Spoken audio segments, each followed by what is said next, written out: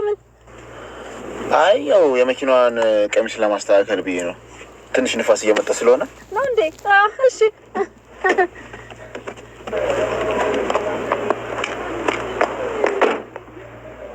የምን ቀሚስ? ቆይ የመኪና ቀሚስ ነበር ያልከኝ? መኪናዋ ሙሉ ምንም አይነት ቀሚስ አልለበሰችም። የምን ቀሚስ ነው? አይ አቶ ያፌት እየቀለድክብኝ ነው እንዴ? ማረፊያ ነው የፈለግሽው? በቃ በጣም ቆንጆ፣ እሱ ጋር ቆንጆ ቦታ ነው። አሪፍ ማረፊያ ስሪና እረፍት አድርጊበት።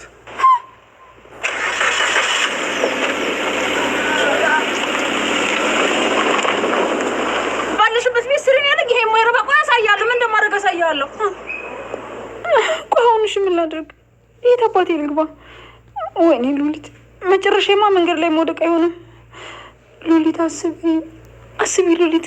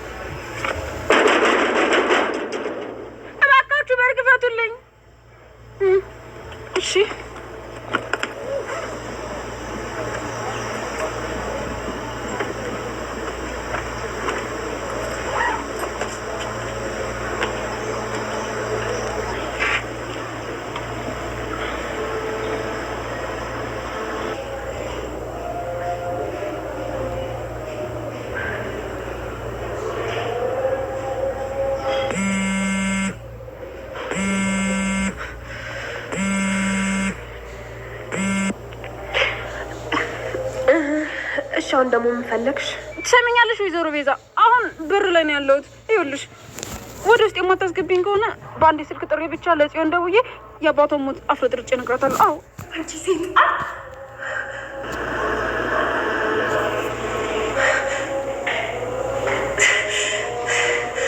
እቺ እኮ አታደርገውም አይባልም።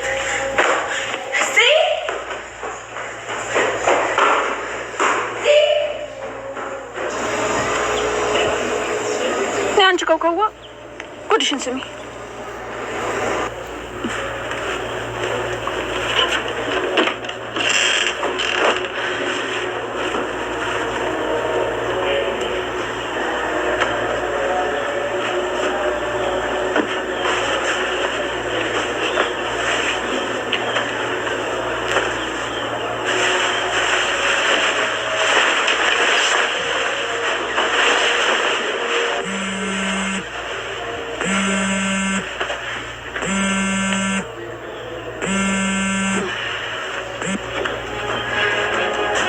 እሺ ወይዘሮ ሉሊት እኔ እንዳስገባችሁ ስለምን ነው የደወልሽው?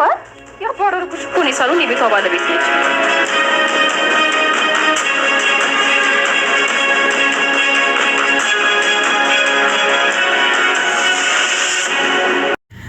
ቤዛ ሉሊትን ከቤት አባረረቻት። እስከዛሬ ድረስ የታገስኩሽ ይበቃሻል፣ ቀጥ ብለሽ ከዚህ ቤት ሻንጣሽን ይዘሽ ውልቅ በይ በማለት አስወጥታት እንግዲህ በር ዘግታባታለች። ይገባታል ለሉሊት። ሉሊት እንግዲህ እንደሚታወቀው ሁሉም ሰው ጀርባ ሰጥቷታል። አሁን ላይ መውደቂያ ቦታ አታለች። በስተመጨረሻም ያፌትን ትተማመን ነበር። ያፌት ጋር ብትሄድም እስከዛሬ ድረስ ስታገለግይ ቆይተሻል። እንዲሁም ደግሞ ናታን ሲላት የነበረው ከዚህ በፊት አንቺ እኮ የያፌት ውሻ ነሽ፣ የትም የምትላላኪ ያለምንም ክፍያ እያላት ነበር። እውነትም እስከዛሬ ድረስ ያለምንም ክፍያ ወሬ ስታመላልስና እያንሿኮከች በር ስር ጆሮዋን እየለጠፈች ስትሰማ የነበረው ዛሬ ላይ ዋጋ አስከፍሏታል ማለት ነው። ጽዮን እንግዲህ ባሰረችበት ሴራ ከቤት እንድትወጣ አድርጋታለች። ቤዛም እስከዛሬ ድረስ ታግሼሻለሁ፣ ምን አባሽ ታደርግልኛለሽ? አሁን ላይ ደግሞ ሉሊት እያለቻት እያለቻት ያለችው። እኔም እኮ ድርሻ አለኝ ስለዚህ አልወጣም ብላ ስታናገራት ጭራሽ ስትላት አይ እኮ ቤዝዬ እኔ እኮ ዝም ብዬ ነው እየቀለድኩሽ ነው እዚሁ ቤት ልቀመጥ የት እሄዳለሁ ማንም ሰው እንዳሌለኝ ታውቂ የለ እንዴ ብላ እንግዲህ በምላሷ ልታባብላት ነበር። ታዲያ ቤዛም አሁን ላይ ነቅታለች።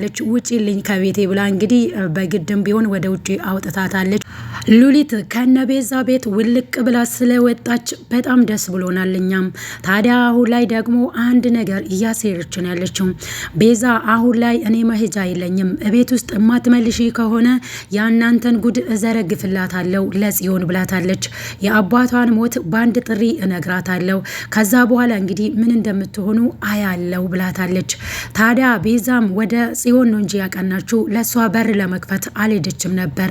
ታዲያ በአሁን ሰዓት ላይ ቤዛ ጽዮን ጋር ሳትደርስ ምናልባት የአባቷን ሞት ትነግራት የሆነው ሉሊት ወይንስ ሉሊት ለጽዮን ሳትናገራት በፊት ቤዛ ደርሳ ምናልባት በነገሮች ልታከሽፍ ትችል ይሆን?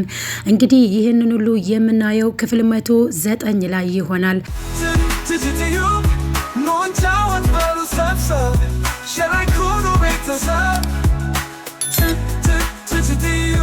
ድራማዊ ታይም ተንትነው መልካሙን ነገር የኛ ናገው የቲጂ ቻናል ለዚህ ድንቅ ነው።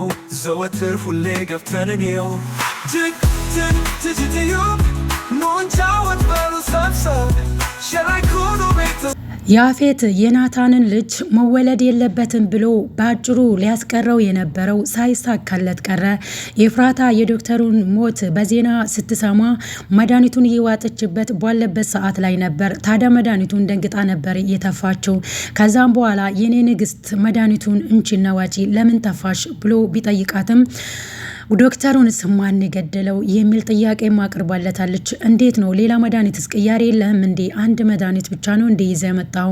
ለምንስ መሬት ላይ የወደቀውን ትሰጠኛለህ? አዲሱን ስጠኝ እንጂ እያለችው ነበር። ከዛ በኋላ መድኃኒቱንስ ከየት ነው ያመጣው? ከየትም አምጥተህ ነው እንዴ መድኃኒት የምትሰጠኝ?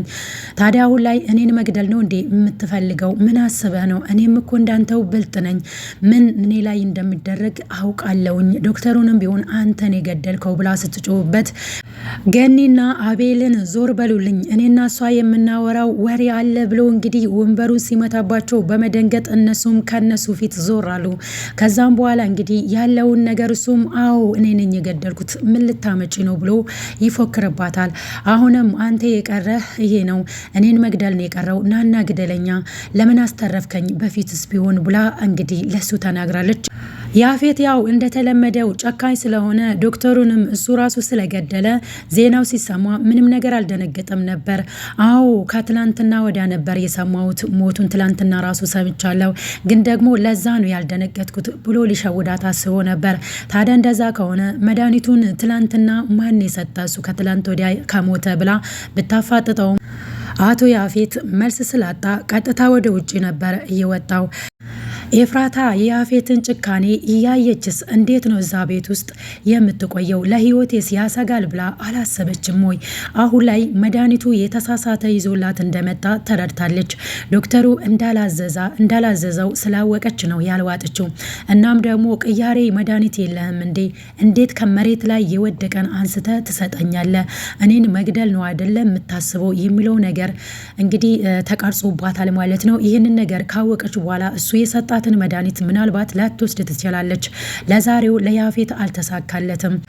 ነገር ግን አሁን ላይ የሚያስፈራው ገኒ እዛ ቤት ውስጥ መኖሯ ጥሩ ቢሆንም ነገር ግን ለኤፍራታ ጥሩ አይደለም ማለት ነው። ምክንያቱም አሁን ላይ ኤፍራታ እናቴ ጎኔ እያለች ምንም አልሆንም ብላ ብታስብም ገኒም በተቃራኒው ደግሞ እኔ ልጄ ጋር ከሆንኩኝ ልጄም አትጎዳም እንከባከባታለሁ የሚለው ነበረ አይምሮዋ ውስጥም መጥቶ ያፌት ቃል ሲያስገባት እሺ ያለችው። ታዲያ ያፌት ምን ነበር ያላት?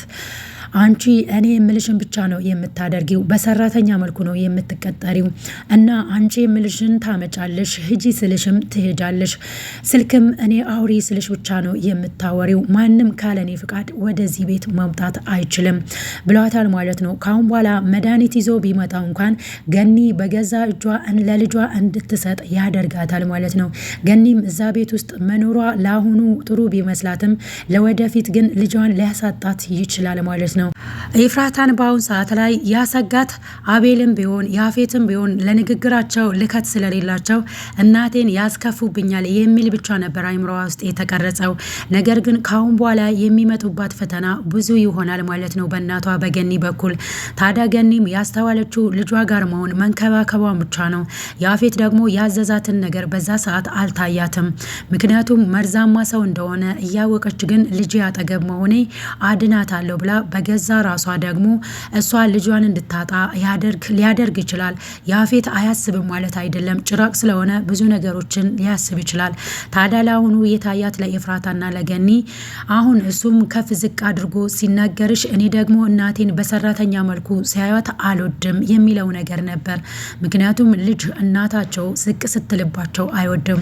ለእኔ ብለሽ ዝቅ ብለሽ እዚህ እየተሰደብሽና እንደፈለጉ እያዘዙሽ አትኖሪም እያለቻት ነው ያለችው።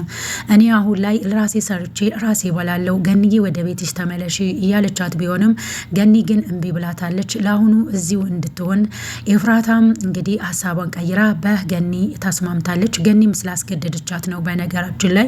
ከዛ በኋላ እንግዲህ ዳግም ደግሞ ስለ እናቱ ሲያስብ በጣም እያለቀሰ ነበር። የምር ዳግም ሲያለቅስ እኔም ራሱ በጣም ነው ያሳዘነኝ። ምክንያቱም ለእናቴ ያለው ፍቅር እሷ ጋር መሆኑ ደስ ቢለውም ነገር ግን እናቴ ከኔ ጋር ብትሆን ደስ ይለኛል፣ አለበለዛ እኔንም ለምን እዛ ቤት አትወስደኝም የሚለው ነበረ ለቢኒያም ሲናገር የነበረው።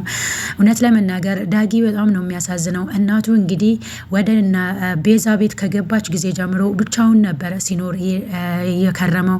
አሁን ላይ ደግሞ ከእናቱ ጋር መኖር ስለለመደ እናቱ ከሱ እንድትለይ አልፈለገም። ለቢኒያምም ሲል የነበረው እናቴ እዛ መሆን የለባትም እኔን እዚህ ትታ እንዴት እዛ ትኖራለች ብሎ እንባው ዝርግፍ ብል ምን ሆነ ነው ቅናት ነው እንዴ እየቀናክ ነው እንዴ ብሎ ሲጠይቀው አይ ቀንቻ አይደለም፣ ነገር ግን እኔ ብቻዬን እዚህ ሆኜ እሷ ደግሞ ከኤፍራታ ጋር ስትሆን እኔ ብቻዬን መቅረቴ ነው ያሳሰበኝ። እናም ደግሞ በቃ ለባብሰ አብረን እንሄዳለን ብሎ ቃል ገብቶለታል ማለት ነው ቢኒያም። ነገር ግን ገነት ያፌት ያላትን ነገር ስለምታውቅ እዛ ቤት ደግሞ ያለ ያፌት ፍቃድ ማንንም ማምጣት ስለማትችል አሁን ላይ እምቢ ብላለች። ይህንን ነገር ደግሞ ዳግም ከሰማ አሁንም መልሶ ይከፋዋል። ግን ለገኒ ሲናገር የነበረው ዳግም እንደከፋው ብቻ ነበር። ታዲያ እሱ ደግሞ እንባው ዝርግፍ ሲል ያው ቢኒያምን በጣም አዝኖለት ነበረ ማለት ነው። አቤል ስነስርዓት እንዳሌለው ያውቃል ዳግምም። ታዲያ ከፍ ዝቅ አድርጎ ሲናገሩት ዳግም ቢሰማ ከሌሎቹ ጋር የሚጣላ ይሆናል። እዛ እነ ያፌት ጋር እንኳን ይሄዳለው ቢል ማለት ነው። እንግዲህ ሌላኛውና አስቂኝ ነገር ያው የሉሊት ጉዳይ ነው። ሉሊት በአሁን ሰዓት ላይ አለኝ ቤት ተከራይቶልኝ ያኖረኛል የምትለው ሰው ከፈለሽ እዚሁ አስፓልት ላይ የሆነ ነገር አድርገሽ እዚሁ ኑሪ ብሎ ከመኪና አስወርዷት ሲጫወትባት አይተናል። እንዲሁም ደግሞ ቤዛ በስተመጨረሻ እሷን አውጥታ ጥላታለች። ይገባታል ከዚህም በላይ ምክንያቱም እንግዲህ ተላላኪ ናት እሷ። ከውሻ አንሰሽ እኮ ነው የምትገኝ ብሏታል ማለት ነው ናታንም። እሷ ይገባታል ከዚህ በላይ ገና መሬት ላይ ተጥላ እንግዲህ ያው መንገድ ላይ ቁጭ ብላ የምትለምን ይሆናል። እውነት ለመናገር ያው በድራማ መልኩ ስለሆነ ነው። ውድና የተከበራችሁ የቻናሌ ቤተሰቦች ለዛሬ ያዘጋጀውላችሁ ቪዲዮ ይሄንን ይመስላል ማለት ነው። አሁን ላይ በጣም የምታሳዝነው ጽዮን ናት። የጽዮን የአባቷን ሞት ምናልባት ከሰማች ልቧ የሚሰበር ይሆናል። አሁን ላይ ደግሞ ዳግም እና እሷ የተወያዩትን ወይ ደግሞ የቀጠሯትን ልጅ እያወራች ባለችበት ሰዓት ላይ ነበረ እንግዲህ ሉሊት እየተንሻኮከች ስታዳምጥ ጽዮን የያዘቻት። ለዛም ነው እንግዲህ ጽዮን ደግሞ እንግዲህ ድራማ ፈጥራ አሁንም አጋጭታኛለች የሚለውን እናም ደግሞ ያው ሁለት ሰዎች ነበሩ የሚታዩኝ አሁንም እንደዛ ነው የሚታየኝ ብላ እንግዲህ ለሉሊት ብዙ ጊዜ ታወራታለች። ሉሊት ደግሞ አስታውሳለች እንዴ እሷን ምን ማድረግ አለብኝ ብላ መላ እየፈጠረች ነበረ። ሉሊት እንግዲህ እንደወጣች መቅረት አለባት። እዛ ቤት ውስጥ ከተመለሰች አሁንም ጽዮንን የምትጎዳ ሊሆን ይችላልና ለዛሬ ያዘጋጀውላችሁ ቪዲዮ ይሄንን ይመስላል። በሌላ ቪዲዮ እስክንገናኝ ድረስ ቸር ሰንብቱ። የሐረግ ድራማ ተከታታዮች በሙሉ ይሄንን ቪዲዮ ላይክ ብታደርጉ ደስ ይለኛል። ነባሮች ደግሞ ስለምታበረታቱኝ እጅግ አድርጌ አመሰግናለሁ።